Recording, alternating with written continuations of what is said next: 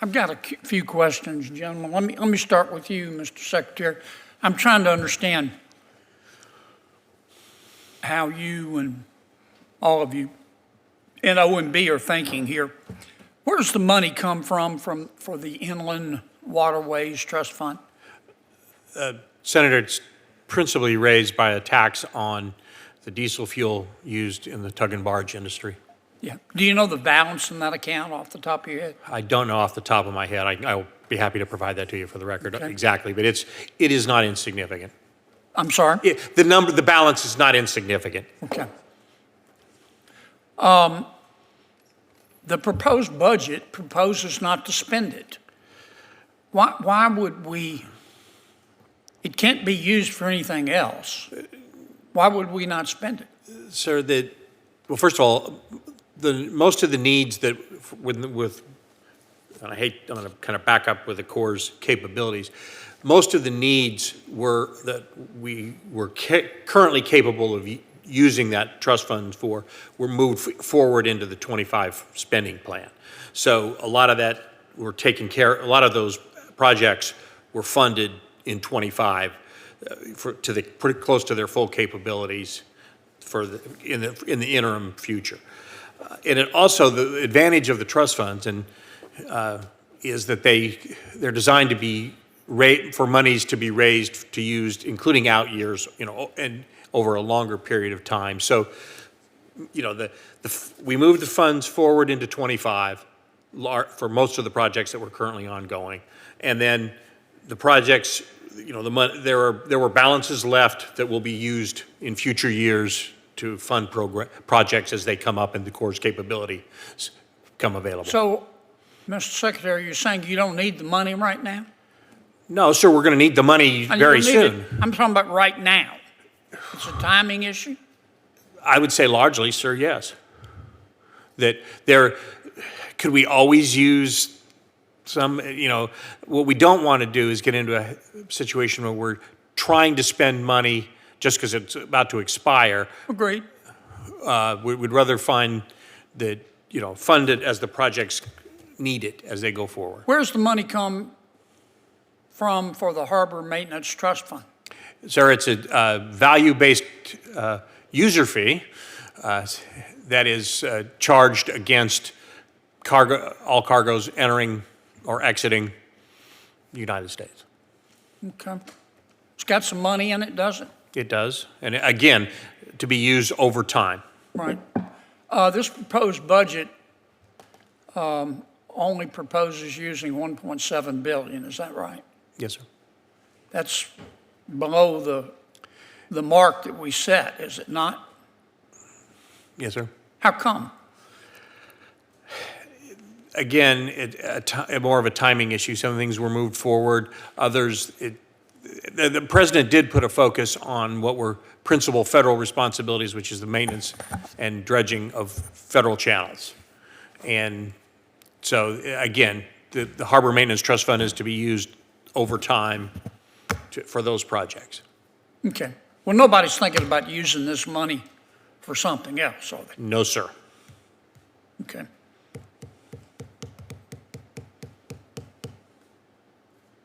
General, I want to ask you a question about bringing these projects in on budget and on time. I know you said it was engineering. We've got to get the engineering right, project management right, team right. Let me give you an example. I'm not going to beat this to death, but and I'm just picking a project. We've got a lot of projects in Louisiana, just like Alaska has a lot of projects. Everybody has a lot of projects. But the Inland Harbor Navigation Canal in New Orleans. 10 years ago, we projected it would cost about $951 million. Now the cost is up to about $4.7 billion. And the Corps says it will take 14 years. I mean, I understand inflation, but why? And I'm using this as an example.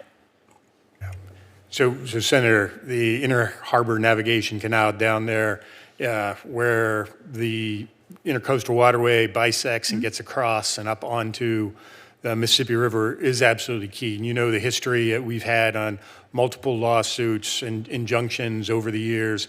A lot of it built from the lack of trust from the local communities, particularly the lower Ninth Ward. I know. So that cost estimate, and for everybody who's listening, that IHNC is also part of the flood protection for the greater New Orleans area, the river-facing gates.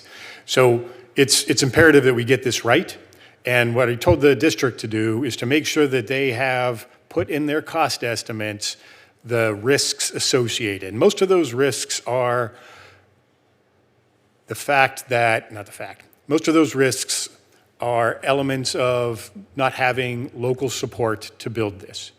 We want to get a team together. How do you quantify that? So that's what we owe you. You take a risk that it's going to get delayed, and then you try your best to put money associated with that would get delayed. So we would have loved to have built this thing for less than $1 billion 10 years ago, but the court cases have prevented us from doing that. The lack of trust from the citizens of the lower Ninth Ward have prevented us from doing that. So we're trying to build that trust so that we don't end up in this infinite loop of litigation. I got it. All right, Senator Murkowski's here. I want to ask you one more question. And you're well aware of all this. For whatever reason, sea levels are rising. Our land in South Louisiana is sinking. Part of that is because over time, sediment becomes more and more compacted. Where did that sediment come from? That sediment came from the Mississippi River, which used to overflow, which was a blessing and a curse. But our Corps did an extraordinary job at our request of levying the Mississippi River. We weighed the cost and the benefit and said the right thing to do here is to levy the river. Well, that obviously stopped the sediment, okay? And I'm not suggesting we take the levees down, by the way. What do we do? We're not going to take the levees down. The land's sinking. There's no new sediment coming in.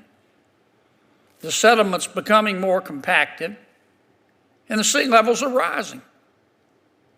What would you do if you were king for a day? General, let me start with you, and then I'll ask the secretary. Sure. Chairman Kennedy, so some of the projects are that we have a tremendous amount of non-structural projects going on in South Louisiana. And I'm not asking you to comment on any particular project. I get all the politics and the wailing and the national gnashing of teeth, Right. and everybody's bowels are in an uproar over which one's the best one.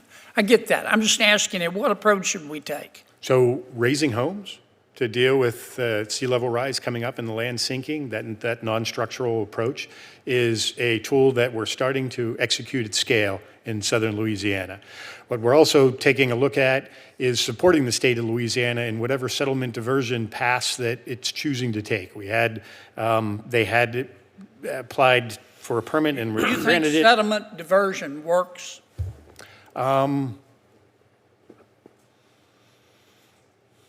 In some instances, I believe it does.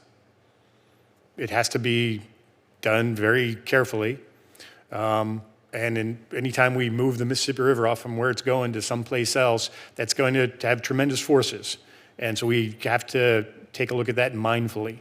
But I believe we have the engineering expertise, and working in conjunction with the state, I believe that we can use that tool effectively. Now, do you, on this sediment diversion, are you saying we should do it in small amounts? Pilot projects. Larger amounts, or does that matter? I think pilot projects to prove that we know what we think we know are always wise. So you're thinking of a pilot project? I think those. We've done some. We have done some. We don't have enough pilots? I I'd owe you a better, more detailed answer on that. Okay. What do you think, Mr. Secretary?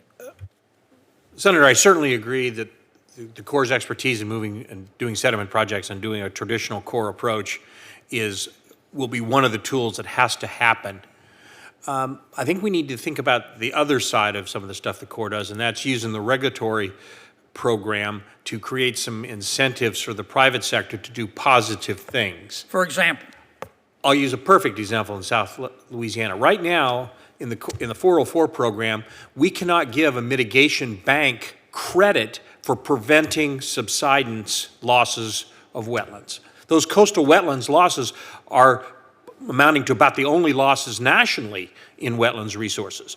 But we don't have a mechanism now between, I don't think it's law, it's really regulation, that would allow someone, for example, there are several large landowners down there that at a relatively low cost, a few $1,000,000, could, barrier the breaches that have been into the coastal wetlands for a long time, and that would stop some of the saltwater incursion, which accelerates the wetlands losses and some of the subsidence. But if they could sell credits for 404 purposes for elsewhere in Louisiana, that would provide the economic incentive for doing that. But we can do it, so now you've got people in South Louisiana going up to North Louisiana to buy credits, to do development. Gotcha. There's a mismatch. We need to find some more creative ways to use the regulatory system in a positive manner to help. Okay. I want to sit down. We'll sit down and talk about that. Absolutely, Senator.